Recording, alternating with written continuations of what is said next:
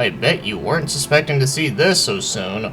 So yep, I decided to do an anime review that is not a part of the feature. And since I had a little bit of free time, I figured that I might as well just do one, and this time I decided to pick one that is a horror feel to it since it is October, and that just happens to be Vampire Hunter D.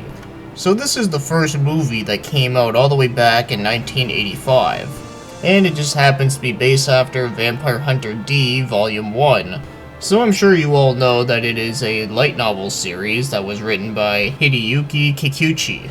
But one thing to mention before I start talking about the story is that I've actually never done a movie review before, so this is actually my first. But I have done many anime reviews before that were mostly in a once-a-year feature that I used to do. So yes, whenever I release an anime review from now on, it'll just be whenever the hell I feel like it. So without further ado, let's talk about the story. So it begins in the year 12,090 AD in a post-apocalyptic world where everything has gone fucked up. So, kinda like Fist of the North Star. In fact, I'm gonna mention that again, but let me get back on track though. So it begins with the main human character, Doris Lang, who happens to be a werewolf hunter. But after defeating some monsters, she ends up encountering some mysterious force that just happens to belong to Count Magnus. So Count Magnus is a vampire lord that was once and forgotten, and he wants to make Doris into his vampire bride so therefore he can gain ultimate power. So of course she does not want this to happen, so now she is trying to look for someone to protect her. And she ends up seeing another mysterious character who happens to be riding on a horse. Well, she ends up wanting to attack him just to see if he is worthy enough, and well, pretty much what happens here is that she just puts out a bunch of whips all over him and he just is completely unfazed by it. So yeah, this guy is definitely worthy alright. So he happens to be known as D. So he is the main character who is also a Dampierre, so pretty much he is a half human, half vampire. So even though he is half a vampire, he still has a code of honor that he does want to protect the weak. So he ends up getting hired by Doris. So after they return to her hometown, Dee ends up meeting up with her younger brother who is named Dan. And you know, I just realized something. All three of the main characters all begin with D, so you have Dan, Doris, and, well, D. I thought that was pretty amusing, but anyways, so after they return back to the town, the mayor's son, who happens to be named Greco, who, ironically enough, he kinda looks like Yazan from Zeta Gundam, which I thought was kinda funny. So much like Yazan, this guy is also an asshole, where he forces himself onto her trying to make an offer that he wants to protect her, but she does refuse him because, you know, he's fucking creepy. So he ends up getting really pissed off and ends up telling everyone around the city that Doris' secret is that she actually got bit by a vampire. So everyone around them is just losing their minds over this shit.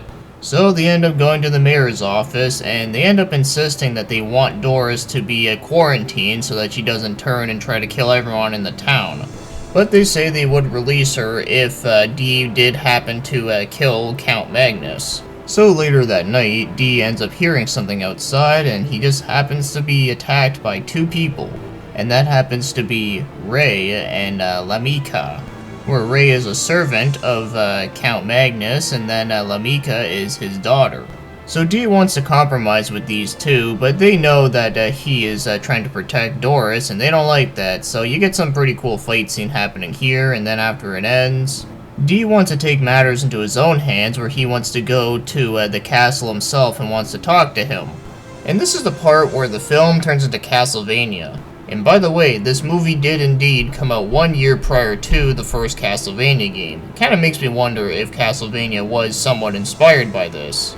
So as usual, he ends up fighting a bunch of monsters, bypassing some really creepy looking ones. In fact, this is one part I didn't mention yet, is that Dee has a special power within his left hand, where pretty much his left hand has like its own mind and consciousness, and that actually helps him out with certain various things. So when Dee is in the middle of the castle, his left hand is telling him, "It's a trap," and he goes like, "I don't give a fuck, I have to do this shit." So eventually when he fights a three-headed snake that kind of looks like a Medusa thing, Doris ends up getting kidnapped by Ray so that he can bring her to the Count. So now Dee has to rescue her and all that kind of shit, and you know what, I think I'll end up talking about the story right here. Since I think it'd be kind of boring if it just went over like every single little thing that goes on, but I think this pretty much sums up what you need to know about Vampire Hunter D. So to sum it up, it's an action-adventure with some horror elements. So the plot is pretty straightforward stuff, but the one thing I think that makes it really stand out is the fact that it has some really good writing and also some really memorable dialogue. So now let's get moving on and start talking about the animation. And the animation in this one is pretty fucking great. So first of all, the style to the show is just fucking awesome looking. So at the same time as being setting in the future with a post-apocalyptic theme, it also does have a lot of medieval themes to it as well. Also, the designs was very inspired by H.P. Lovecraft. And speaking of design, all the character designs look great as well. In fact, Dee's character design might just be one of my favorite looking protagonists ever. And to make things even more interesting, he was originally designed by Yoshikata Omino. Probably his most well-known work is the fact that he does a lot of the art designs in the Final Fantasy games. I mean, if you look at the cover of the original book of Vampire Hunter D, it looks like a Super Famicom Final Fantasy game, which is something I'm definitely not complaining about. But yeah, overall, all the characters in this one look really great, and the overall art direction was just really awesomely well done, and very dark and gritty as to be expected for a horror themed. But one last thing I do want to mention when it comes to visuals is that the show is indeed very violent, but it's not as gory as I remember it being. Sure, you get to see a lot of brain matter exploding, and there is a lot of detail when it comes to like the blood and guts, but there's just not as much as I remember it being. Maybe it's just because I haven't seen it in a while. Since the very first time I watched this show was in about 2008, I want to say, and that was the only time I watched it, so yeah, that's like almost 10 years from now. Holy crap. But there's still plenty of blood and violence going around, so I'm not complaining. So yeah, it's just one of those weird things where it's like, I just remember this being a lot more violent. But another thing is that maybe it has to do with the fact that I've seen Genocyber. But yeah, overall, I don't have any complaints whatsoever about animation. It's pretty much perfect the way it is. Now as for the movie's music, it's also pretty damn good. So all the tracks really fit the show very well for whenever something is serious or something is like very creepy sounding. There's also a lot of good atmospheric stuff. But probably my favorite song that is the most memorable to me would have to be the song that plays at the end of the film. Not necessarily the credits, although the credits theme is pretty cool too, but I'm talking about the one that plays just right at the ending. So yeah, don't have any complaints about the music either, but it's definitely very soothing to it. So now, onto the film's voice acting. So there are two different dubs for this one. There is one that happened by Streamline back in 1992, and then there is one that happened in 2015 from Toho. So I originally watched the Streamline one back in 2008, and I decided to take a look at it again because it's the one that I'm more familiar with. So D is being played by Michael McConaughey, and I think that's pretty fucking awesome, and he does do a really good job at this. Then again, I find that Michael McConaughey is a fairly underrated actor, especially in this day and age. And then Doris Lang is being played by Barbara Goodson, and she did do a pretty good job. There was a couple parts that were a little bit inconsistent, but it wasn't too bad. And then the Count was played by Jeff Winkless, and he did do a really good job. And then Dee's left hand was also played by Michael McConaughey, which was also really well done. And then Greco was being played by Steve Bolin, and this one is not too bad. It wasn't like the best role ever, but it definitely was not the worst. But probably the worst one within this one would have to be Dan, who is played by Laura Cody, which was just not very good at all. Now, she is an alright voice actor, but the problem is that this role she didn't really sound like a little kid. But two last ones I will mention that also did do a fairly good job was Steve Kramer and Kirk Thornton. So yeah, for a dub that was being done in 1992, this is definitely pretty good. Obviously it's not perfect and it's not the best, but I think it was probably one of the better early voice acting roles within anime. Now, before we get into the overall score, one thing I do want to mention that I thought was very amusing is that, remember when I said something about Fist of the North Star?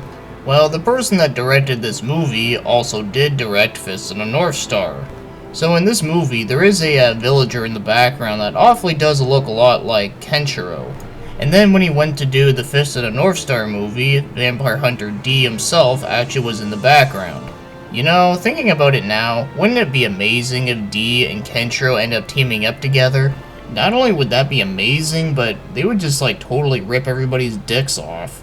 But anyways, with all the ridiculous shit aside, now let's start talking about the overall score. So if I were to rate this one, well, to be quite honest with you, I'm gonna give this one a 10 out of 10. Now, one thing I gotta explain first is that, yeah, whenever I give something a 10 out of 10, that doesn't mean it's like super duper perfect and that there's like nothing wrong with it whatsoever. No, that doesn't mean that at all. And I know I say that a lot in my anime reviews, but I gotta mention it every time I give it 10 out of 10 because I know there's a lot of people that think 10 out of 10 is a very different thing, but with that being said, Vampire Hunter D is definitely an all-time favorite of mine. For that, I love the action in it, I love all the characters, I love the dialogue, the writing for the characters, all of them are just really well done, very memorable. In fact, the fact that I haven't seen this one in like almost 10 years and I still remember it very well, that's saying something. And of course, the music, the animation, the art direction, all that was all top notch.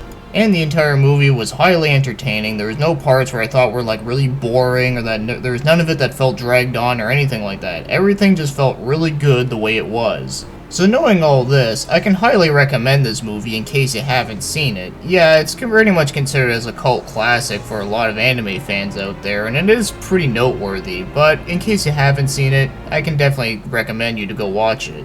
Especially for the season of Halloween, I think it's perfect for that. I mean, shit, man, even if you're not into anime, I would at least say this one is at least worth checking out, because I've actually known a lot of people that are not really into anime that even still thought that Vampire Hunter D was the shit. Because I can fully understand why some people don't watch a lot of animes, for that sometimes it could take a lot of time, and then there's also the fact that, you know, they're just not really huge into the whole Japanese culture thing, which, like I said, I totally get it. So if you're not really huge into anime and you just happen to see this video, then I can definitely say that it is at least worth checking out. Also, maybe one of these days I'm gonna have to do a review on Vampire Hunter D Bloodlust, which was the newer one that came out in the year 2000. I guess it's not that new anymore, but you know, it's newer than this one. So yeah, this one kicks ass, and all I gotta say is, have a happy Halloween, guys.